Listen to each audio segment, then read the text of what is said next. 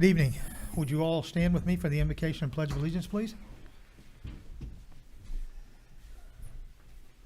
With us this evening, we have Troy Nesselrode from New Hope Baptist. If you'd lead us, sir. Yes, sir. Let's pray. Dear Heavenly Father, we ask your blessings on this meeting and the work being done this evening, that we would seek you first, that everything that's accomplished this evening would be acceptable in your eyes and all for your glory. Lord, we ask your blessings on all those present, those who are called to lead, those who are here to represent the interests of others or speaking to their own interests, those who are here to serve and protect our community. Remind us all, Lord, that we are to be a reflection of you, that you abide in us, and we have an opportunity to show you to the world like a light in the dark. Therefore, give us wisdom and courage, Lord, to know and to do what is right so that we can be that reflection of you and that they will see you in us. Lastly, Lord, I ask for your peace and comfort for all those still suffering from this pandemic, suffering in any way, physically, emotionally, financially. Lord, give them and all of us the strength and hope of knowing that you are God, and let us put all of our trust and faith in you. We ask these things in your holy name. Amen. Amen. Councilman Bibby, please. I pledge allegiance to the flag of the United States of America and to the republic for which it stands, one nation, under God, indivisible, with liberty and justice for all.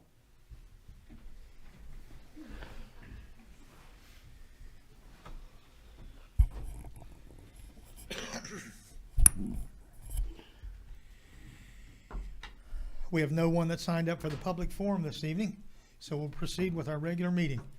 I'd like to call to order this regular session, the special session of the Vienna City Council for February the 18th, 2021.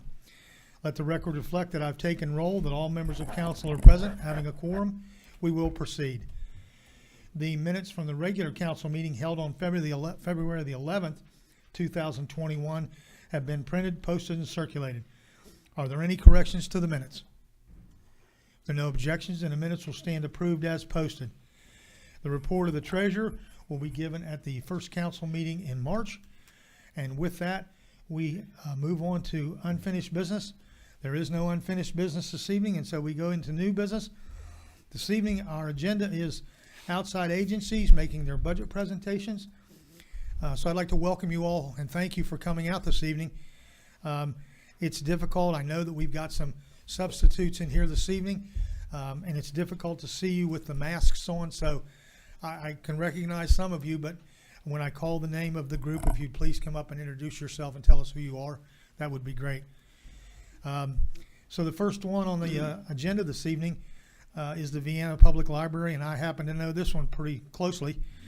My wife will be doing the presentation this evening, so Cass, if you'll come to the podium, please. You don't need her to say her name? Huh? You don't need her to say her name? No, I can vouch for that one. Well, if my voice doesn't leave me.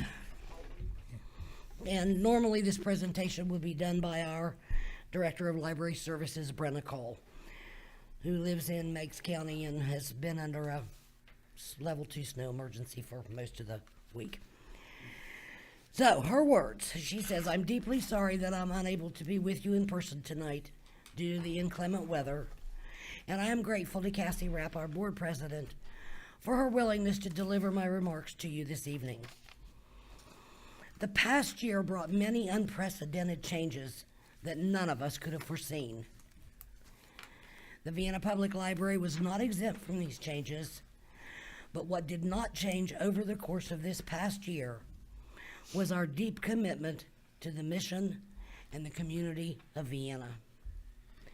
The mission of the Vienna Public Library is to improve the quality of life for all citizens in our community by providing resources that enhance and contribute to individual knowledge, enlightenment, and enjoyment.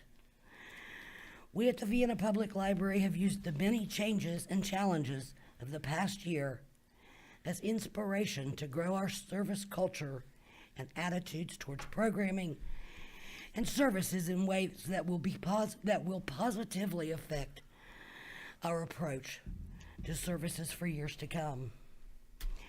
Many of these new elements, implemented out of necessity, will become permanent fixtures in our strategic planning regarding programming.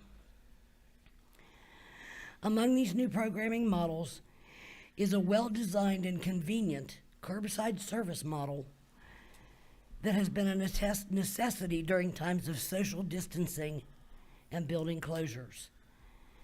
But this service has also broadened service to the elderly, the disabled, busy working people, and to families with young children. The convenience of having your items delivered to you in a drive-through has made our resources much more accessible to the community, and it's a service that we will happily continue to provide long after pandemic closures and social distancing is over. Another service that evolved out of necessity due to our need to social distance is the much improved and varied catalog of virtual programming that we are now offering, including craft demonstrations, chapter book readings, interactive story times, and cultural and arts programming.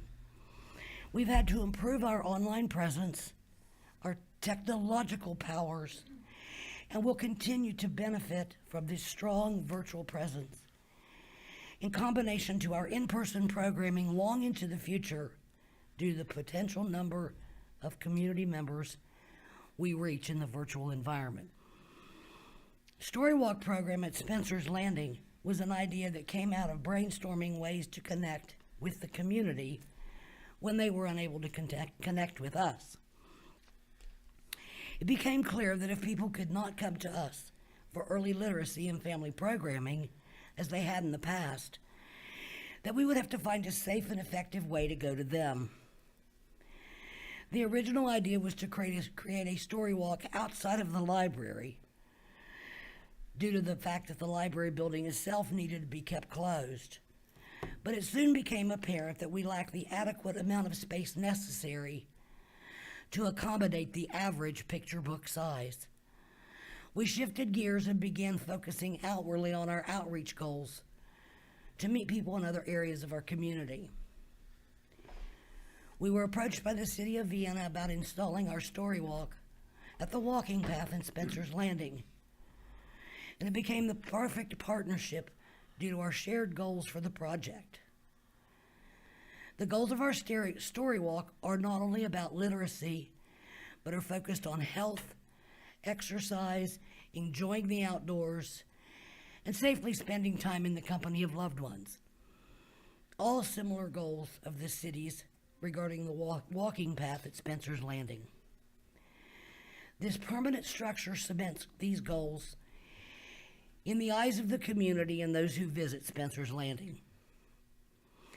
The final project that we are implementing is a home delivery service to our patrons having senior status who live in the 26105 zip code. Again, this is a service that safeguards our most vulnerable population during times of social distancing. But it's also an improvement to our social model and outreach strategies overall. This will be a service that we can continue that is enormous benefit to the community. The COVID-19 pandemic of 2020 has put us through our paces, but it's also improved our services in positive ways and grown our staff members' dedication to our purposes in the community.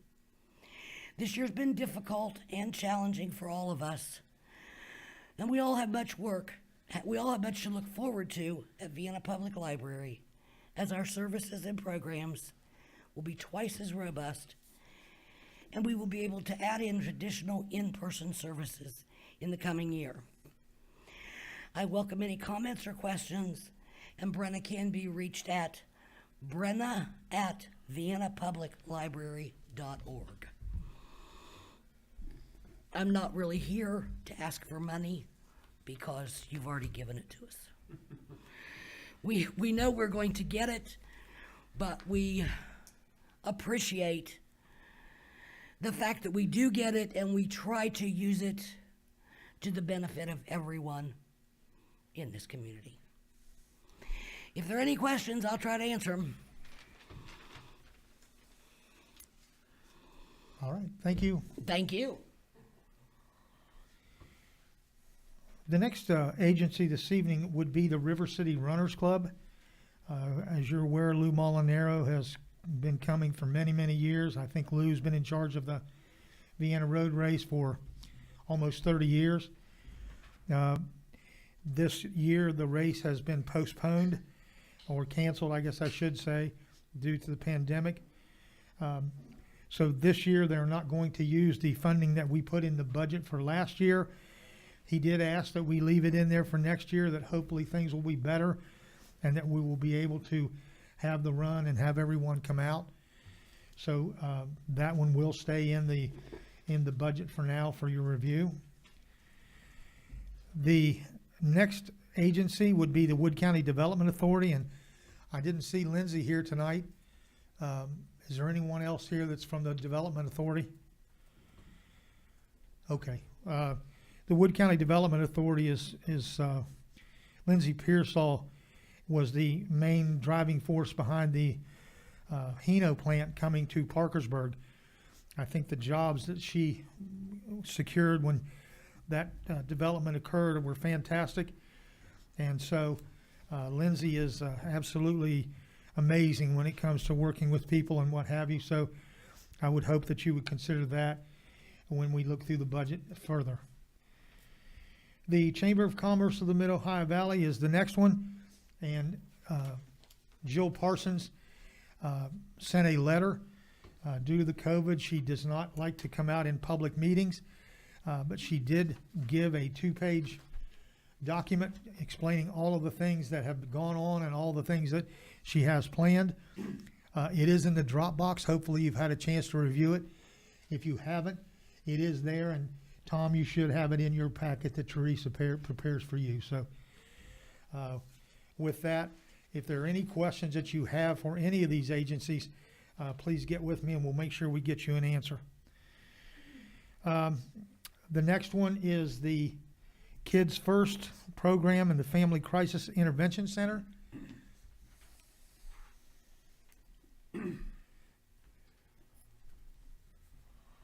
Hello, I'm Cindy Buckingham. I'm the coordinator for the Kids First program in Wood County.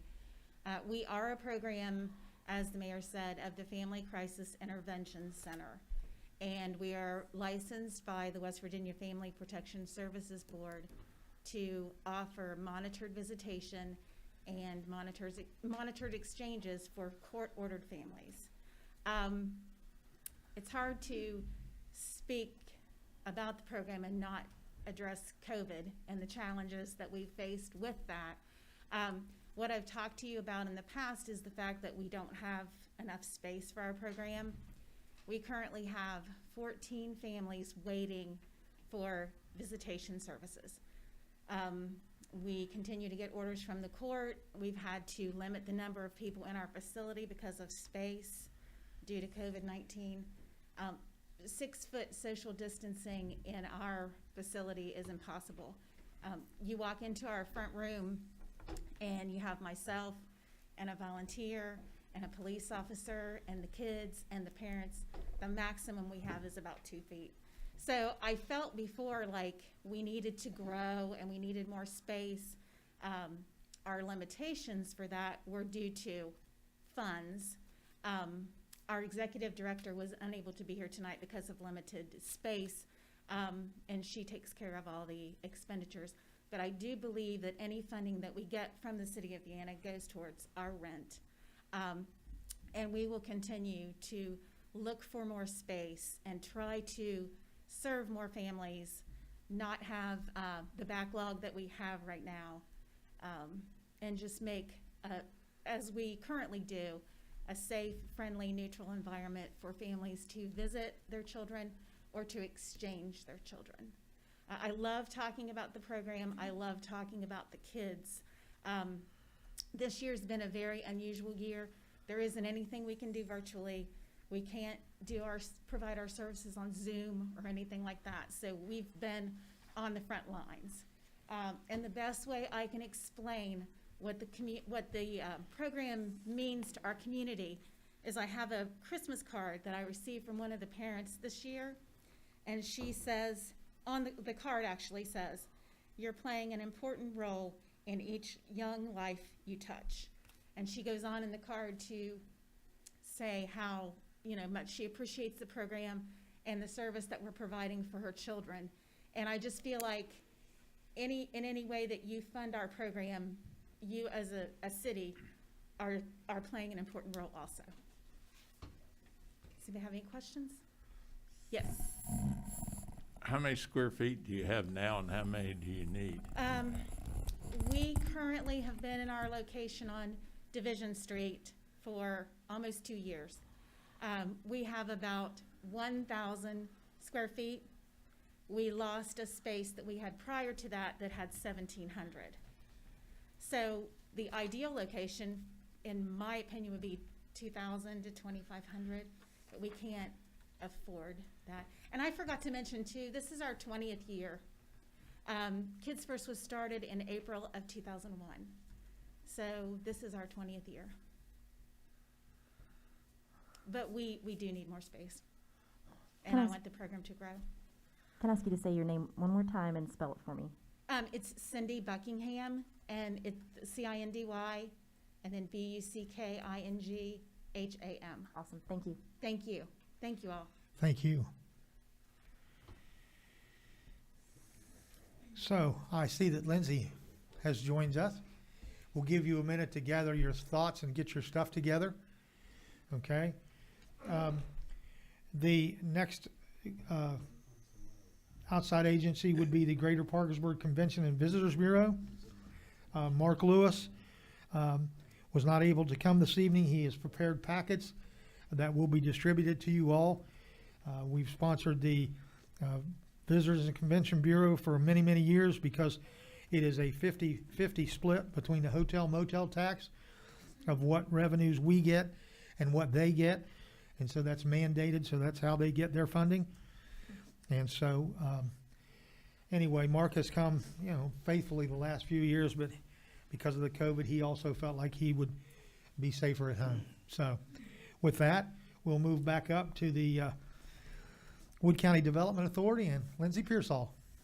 Really sorry, everyone. I'm 4-month-old and a husband who hasn't been alone with him yet, so had a hard time. So who's more scared?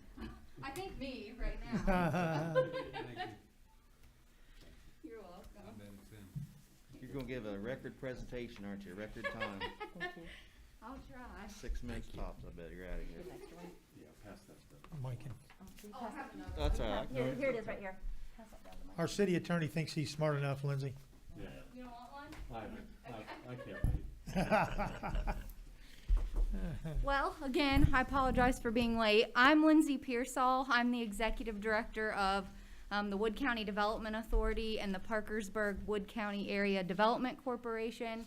I included packets for you tonight, and I always try to touch a little bit on what we do, and I know there's some new faces here, so wanted to make sure to especially do that. But our office handles marketing and attraction for Wood County, as well as business retention and expansion efforts. So we work in conjunction with the state, the city of Vienna, the city of Parkersburg, Williamstown, the county commissioners, to bring new projects to Wood County. So in your packets, you'll see some things. Our annual report is in there.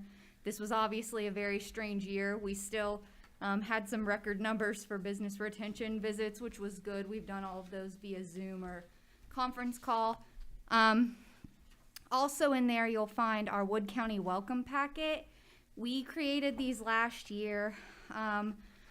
Bob Tebe had said that at one time there was a welcome wagon for Wood County that went around and talked to people who were either thinking about coming to the area or had recently come to the area.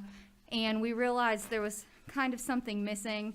I personally moved home for this job from Columbus And when I moved here, I did not know about personal property tax or that you had to get a state inspection sticker on your car, so I was breaking the law for a long time there. So we put those types of tips into that welcome packet, and we make all of this available online.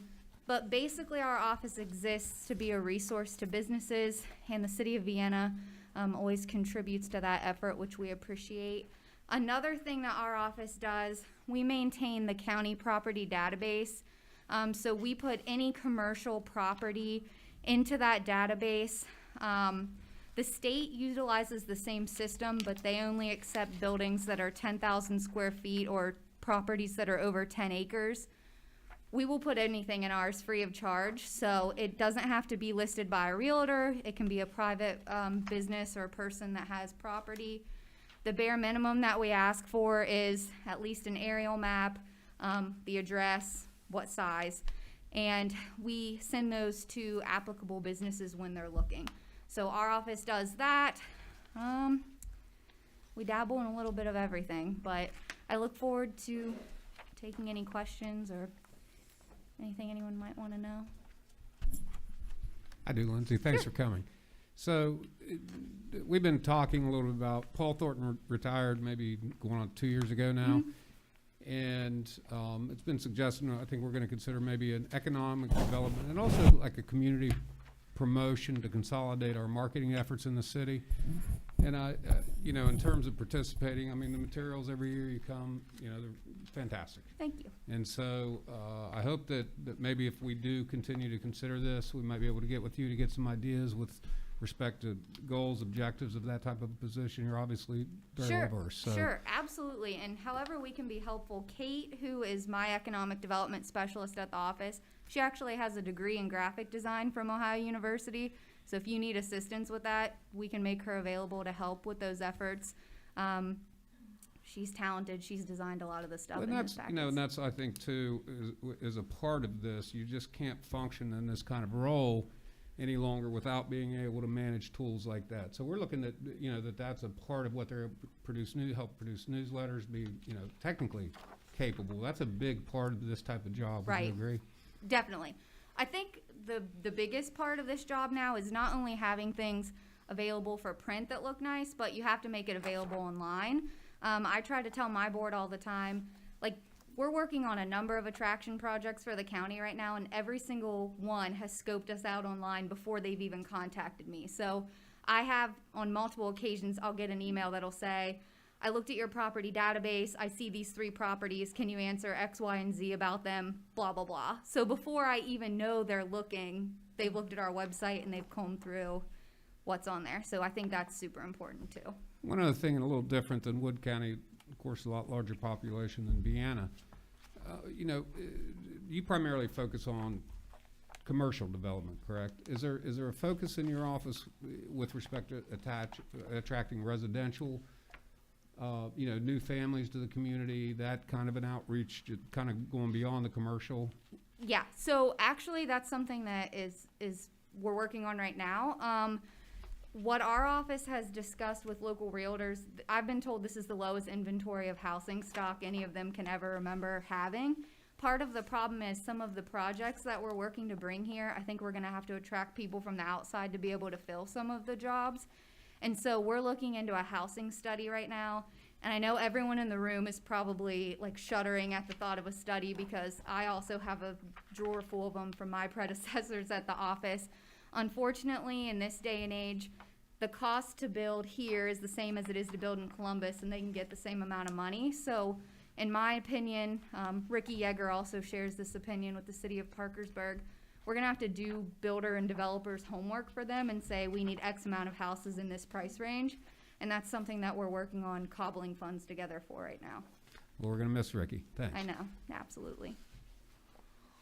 Anything else for Lindsay?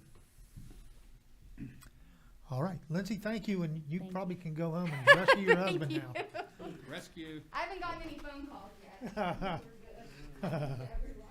We're good. All right, so our next presenter will be from the Humane Society of Parkersburg.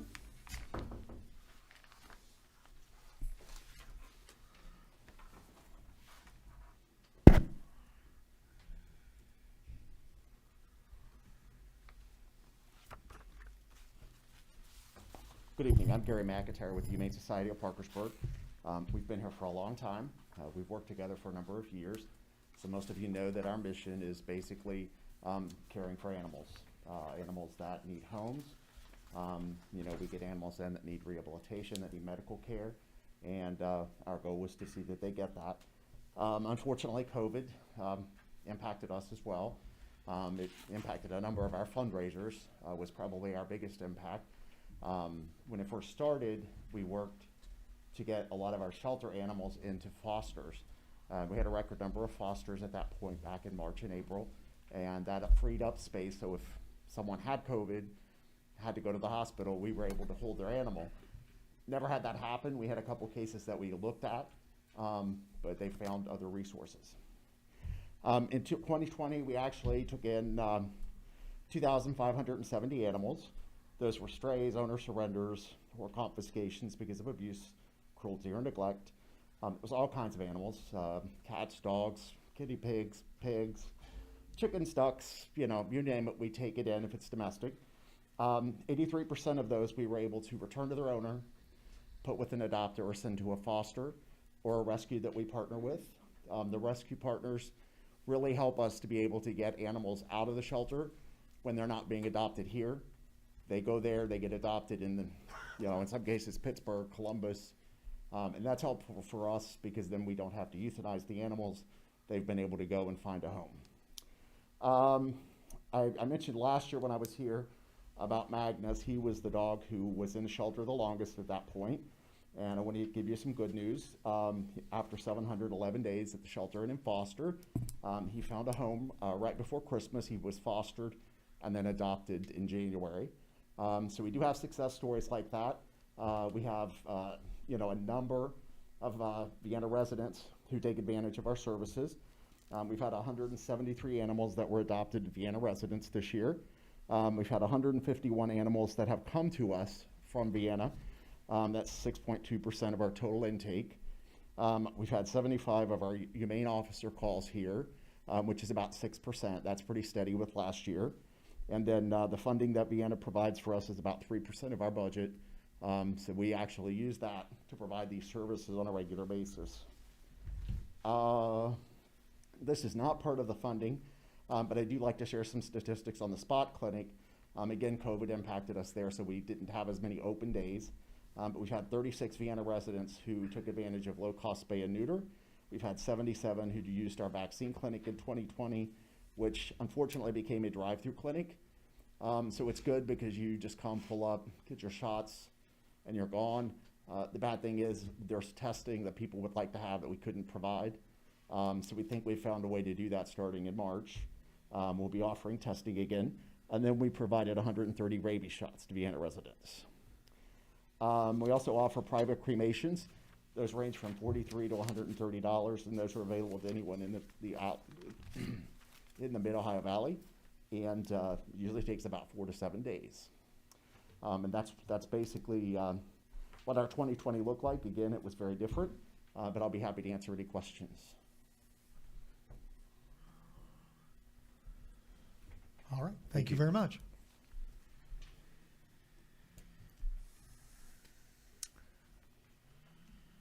Next presenter is Archbridge. Hello. I got pulled out of the bullpen at the last minute, so I'm going to try to do it justice. My name is Kate Hushin, and I am filling in for Amanda Stevens tonight. I'm going to tell you a little bit about Artsbridge. I work at Artsbridge. This is my first year, but I was a teacher in Wood County Schools. I taught at PHS for 5 years. I was an art teacher. So just a little bit of information about myself, and I want to thank you so much for the contribution last year. I'm going to tell you where that money goes. So for those of you that might not know, Artsbridge is a nonprofit arts organization, and it's in downtown Parkersburg. Our mission is igniting the arts in the community and serving as a bridge so that we can give more access to kids and public spaces and things like that. So really, we focus largely on arts education. We have over 20 different programs that range from visual art to music to theater to dance. So we do it all. And we serve Wood County, Washington, and Morgan counties in Ohio. So if I go over all 20 programs, we could be here a while, but I'm just going to touch on a few that are our largest programs. The first one is our catalog of artists and performers. So what this service provides is every year the elementary schools receive a catalog, and they get to choose a number of performances, experiences that the students at that elementary school get to have. And they get, allotted 5 performances, and then those artists go and visit the schools and put on whatever shows they might have for the year. In addition to that, we also do Artists on Tour, which is 3 national tours in the year, and this is for K through 6th grade, and it's roughly 4,000 kids that get to see the performance every year. And then Art Cart is my bread and butter. It is a program I created 5 years ago. For those of you that might not know, none of the elementary schools had arts education.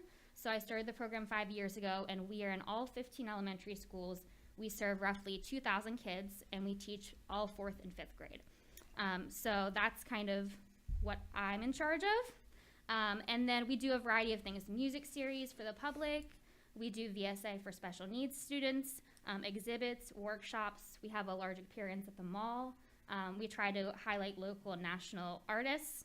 And like I said, 20 programs that really serve not just the community, but especially the kids. We're really big on the kids. So that's where the money goes. And we're extremely grateful for any contribution, any support. And we have a great number of donations and supporters here in the Wood County community. So we are very, very grateful for that. I will try to answer any questions I can, but I've only been at Artsbridge a year, and Art Cart's what I've been doing for 5 years. So if I can't answer your question, I will be happy to take it to Mandy and make sure she gets back to you.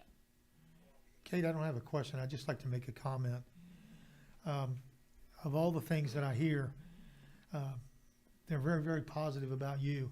Oh, thank you. And your passion and your enthusiasm is contagious. And the program you started 5 years ago, it's just very inspiring. And so thank you for the extra time that you put into that. And I think it's great. We don't realize the things that we had in school are not there anymore. Yeah.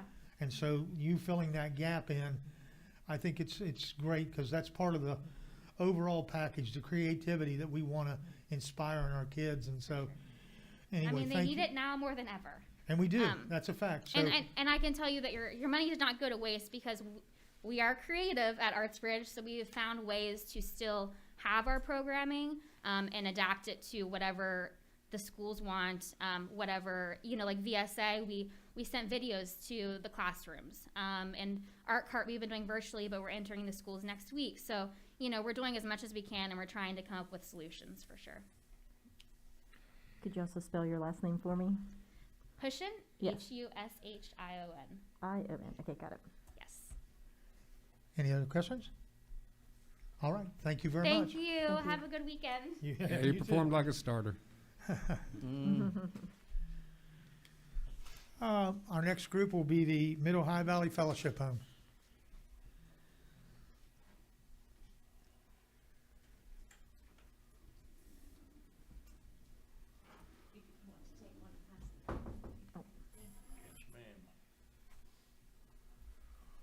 Hello, my name is Sherry Adams, and I am here for Patrice Pooler. Sherry, could you do us a favor Yes. and just move closer towards the microphone side?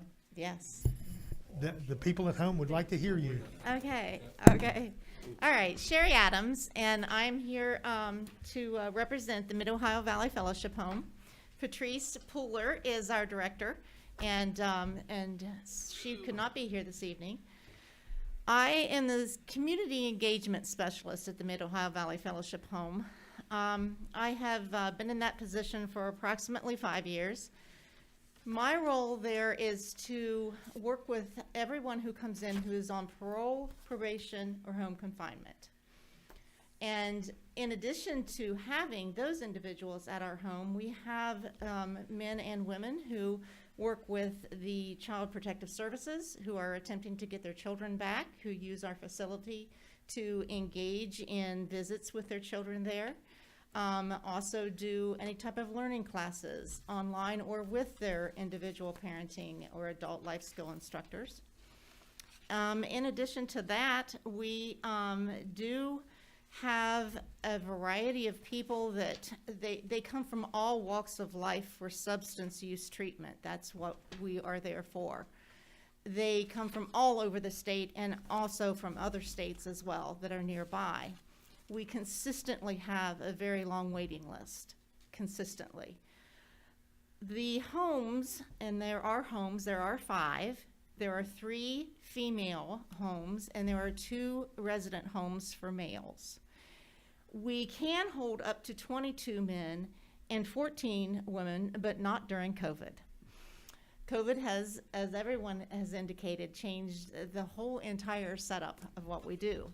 So the state has allowed us to basically cut that in half and keep that so that we always are maintaining safety for the individuals and have a home available for them if they have to be in quarantine. So we've changed up a lot. And during the 5 years that I have been in the position, we have seen a lot of changes as far as other organizations coming in to help and assist with what we do, one being peer support specialist. We have a new support specialist group in town that is working with the men and women now, and it's very enlightening to see what is happening with that, especially in lieu of COVID, where we need so much more of the one-on-one that we can't get normally. So that is a big plus. As far as what you all do to help us financially is absolutely amazing, what we get for support. We were able to, over the past year, put in 2 very large food pantries. That is phenomenal for us. It helps out with the organization, it helps out with the distribution, it helps out with knowing, what we have and what we don't have. We were able to take up carpet that was probably there for over 20 years and to put down really very, very good flooring. So this is a necessity that we were able to make it happen through the efforts of what you all are able to give to us. So we kindly appreciate it, and from the bottom of our hearts, thank you so much for helping out. And I will speak for Patrice in letting you know that there is not a single person that goes through there that's not going to get what they need, because that is who she is. Thank you. Any questions? All right, thank you.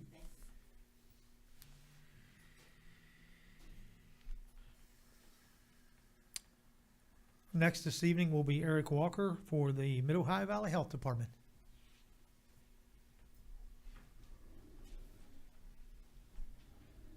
He has shots in his pocket, so we'll see him after this. No? Is that not right? Not today. Oh. Yeah.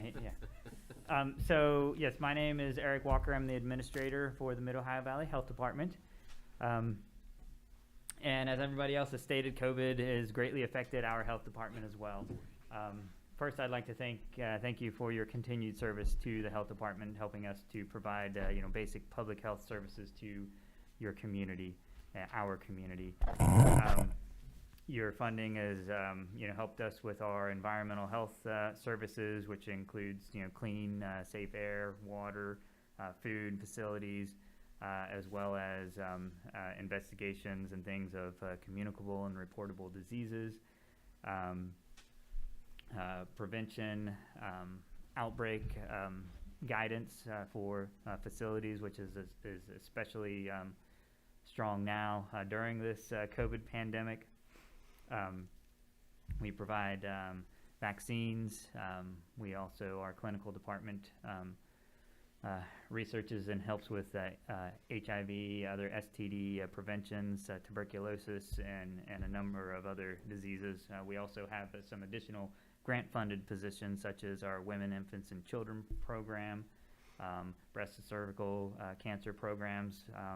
We have a threat preparedness program, which has been stepped up quite a bit during this pandemic, as well as our dental program, which is fairly unique in in the area, where we see patients in-house, but we don't have an in-house dentist. And so we have a network of dentists that we're able to refer these patients to. Your funding has helped us to investigate approximately 7,000 COVID-19 cases. That doesn't include contacts. That's just positive and probable cases here in Wood County. And with the help of our community partners, we've been able to deliver over 13,000 COVID-19 vaccinations here in Wood County as well to help combat this unprecedented pandemic that we're all suffering in. Obviously, all of this work takes a lot of funding and collaboration that exists here in Wood County and in Vienna that we greatly appreciate. So we really I appreciate your time and hope that you will continue to support us in our efforts. And I would be happy to answer any questions that you have. I expect a few COVID-related questions. You're welcome to ask whatever you would like. Eric, I have two for you. Yes. Yeah, we get a lot of calls about if people can find out where they are in the rotation for the shots. Is there any, I mean, a lot of people have signed up. We all know how that works. But is there any way to check to see where you're at in the system as far as how long it will take to get your actual shot?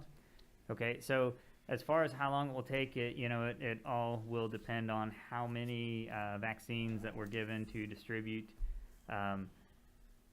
This is a very fluid situation, so things have changed over time from what it started.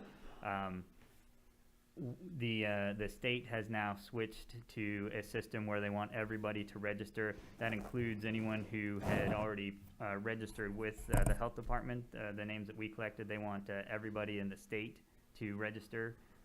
They're primarily pushing 65 plus, but everybody, not just 65 plus, so that they're able to get on the list. And when the vaccinations are available to those persons, then they will be contacted per each demographic. Our list right now, our Wood County list, by the end of this week, we anticipate we'll have about 3,200 left on that. And we have been assured by the state that we will be able to go through our list before they start with and these are the 65 plus, that we would be able to complete our list prior to those who have signed up at a later date through the state system. So they're still kind of working through the kinks and things like that.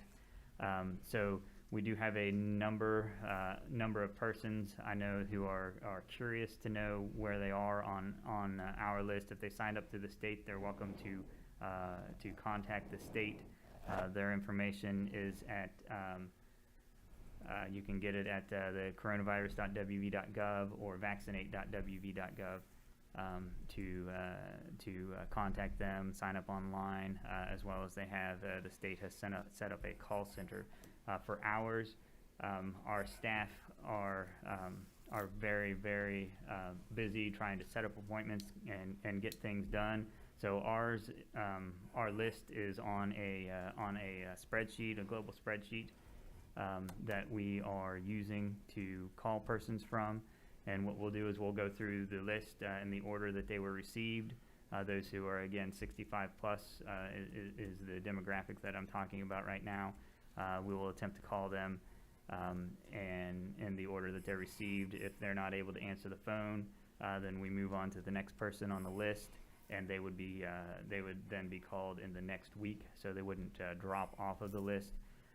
But for us to try to, persons can call in, and we'll do our best to let them know where they are on the list. But it's time consuming and difficult for us to do.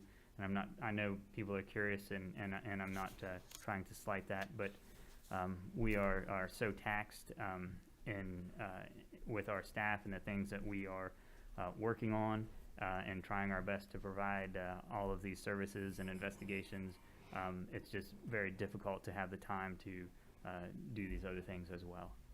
Well, thank you. The 3,200 sounds very encouraging. Okay? It But- started out at about 58, so that's Yes. where we are. But the other thing that goes along with that same question, there are so many robocalls that you get every day. I mean, I get 5, 6 of them a day. How is the health department phone number identified when it comes up on your caller ID or whatever? It does not identify itself as the health department, unfortunately. We weren't able to get that done, so it should be a local number. It shouldn't be an out-of-state number or whatever. It should be a local number, but it will not identify as that.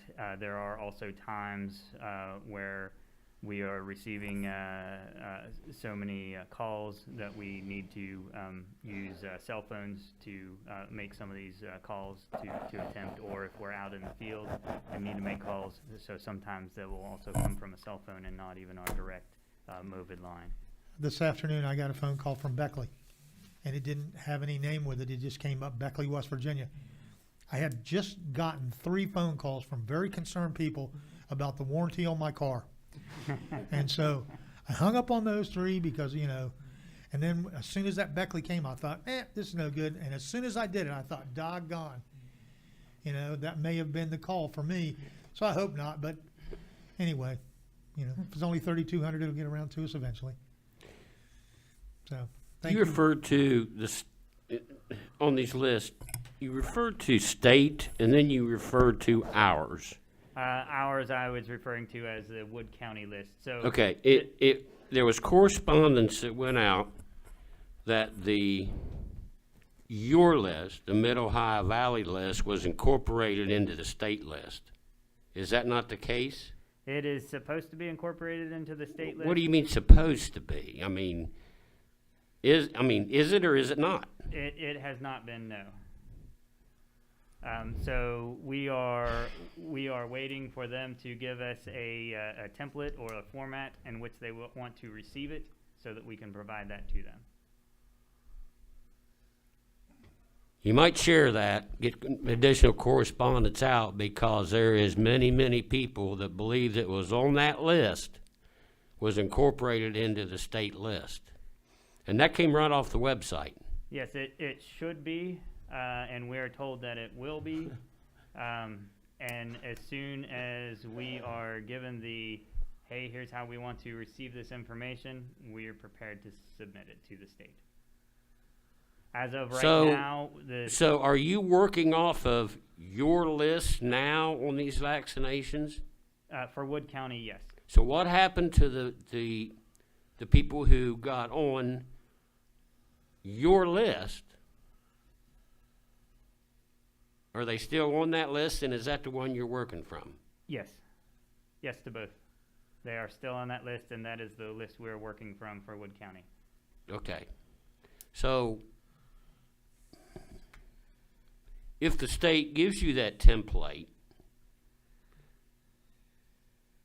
there's a chance that a lot of those people who registered could be transferred over to the state list? That is what we have been told, and they have also told us that the list that we send them, whenever they say that they're ready for it, the list that we send them will be a priority or take precedence over those who have signed up through the state's system, because they had signed up first. Okay. So again, that's what we have been told. Okay, thank you. Yes. Tom, you have a question? I just have a comment. I was out there, and my appointment was at 9 minutes after 8, or 8 minutes after 9, and at 11 minutes after I was out of there, I had my card to wait 15 minutes. But I just wanted to compliment you or whoever runs it. It's unbelievable how many people you run through there. Thank you so much. I appreciate that. I'll let our staff know. I have a question. Yes.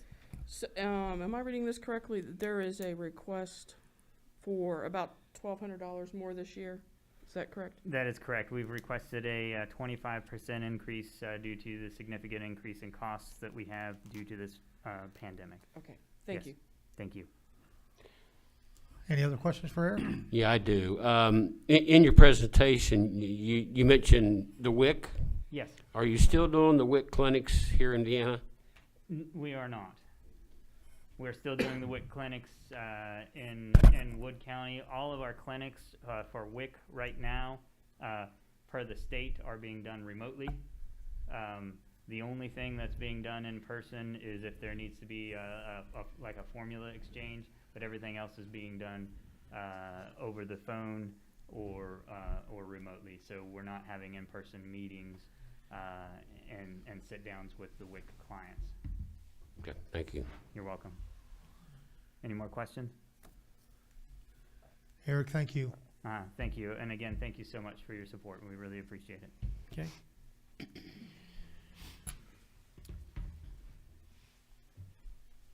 The next two items on our agenda are the Mid-Ohio Valley Regional Council and the Triple W, which stands for the Wood Washington Work County Regional Planning Commission. Both of those are mandated by the state code. They were established in 1971, and the dollar amounts that you see are based on population. There is a formula that each one of these agencies uses, and based on our population, those are the amounts that we're required to contribute to them. Any questions on either one of those?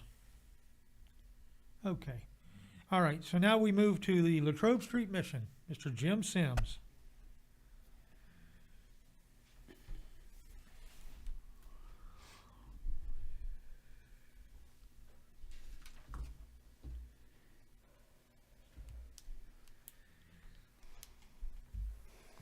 Well, good evening. Thank you all for giving us the opportunity to come before you for donation consideration. Last year we provided over 19,000 beds and prepared and served over 15,000 meals out of our kitchen. A donation to our feeding program would help us to continue to grow and expand our ability to feed the less fortunate in our area. In the past, what we've done, we take your donation and we apply it directly to our feeding program, be it equipment, which is mostly what it is, replacement and things of that nature. Stuff breaks all the time, and the more you use it, the more you break it. I've got a little bit of an update for you. As of December, our 35-bed sober living facility is open. That makes us a year in operation. Right now, we're housing about 20 men, and this is totally separate from the mission. But those men have a job, they're paying rent and learning life after detox and treatment in a long-term recovery facility. We installed a backup generator, at our facility, which makes us a true emergency shelter. The generator will back up our kitchen, our refrigeration, and dining hall in case we lose power. In the past, if we lost power for very long, we lost a lot of food. Now we do not. It also makes us a warming and cooling station, and we hope that you can continue to support our efforts at the mission. Our program's growing all the time. It's changing all the time. We've got a couple new projects on the drawing board that our board is about to tackle.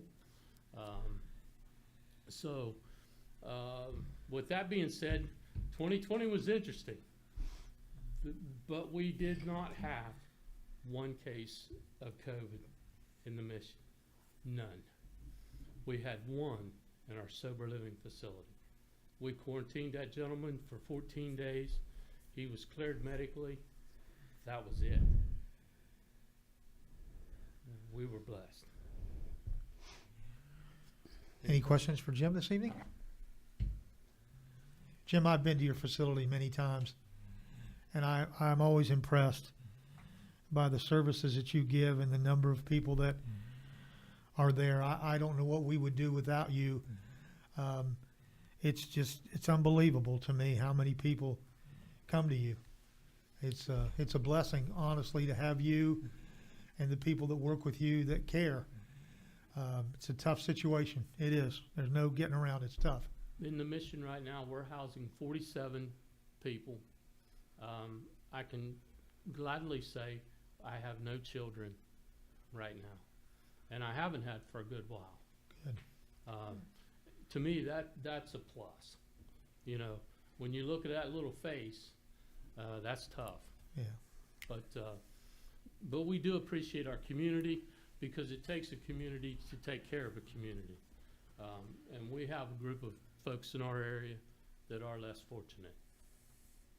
Jim, what do you guys need? Like, what are your immediate needs like right now? Like, if somebody wanted to donate to you, I know blankets, things, but what do you need right now? I mean, as far as what's your biggest need? I'll just be honest with you.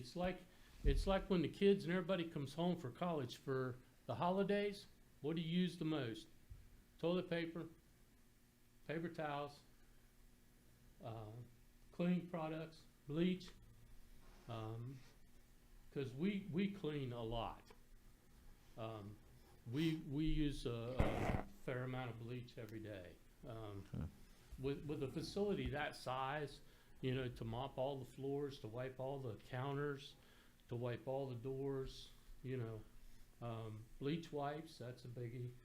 But like everybody else, you know, when everybody went to Sam's Club and bought it all up, that made it tough for us, you know. But no, those items, basically. Anything else? Jim, thank you. Thank you. Thank you, Jim. Appreciate it.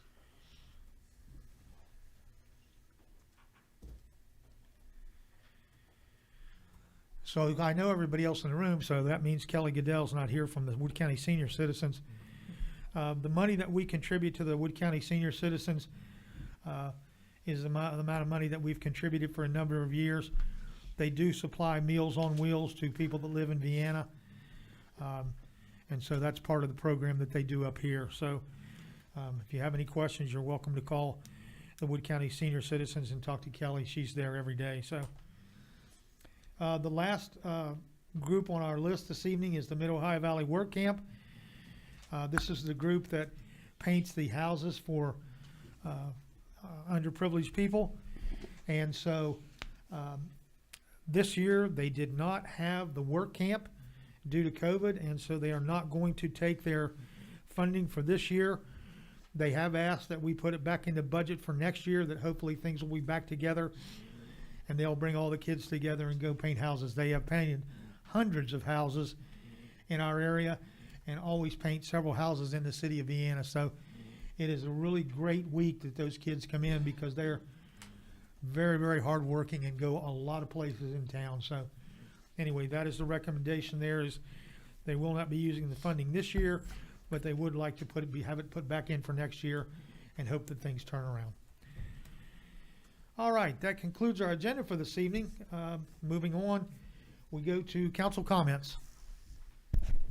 Mayor, I wanted to bring this up while some people were here. So if I understood this, we had 4,000 in requests that were unallocated, 1,000 to River City Runners, and then 3,000 to the work camp. That is correct.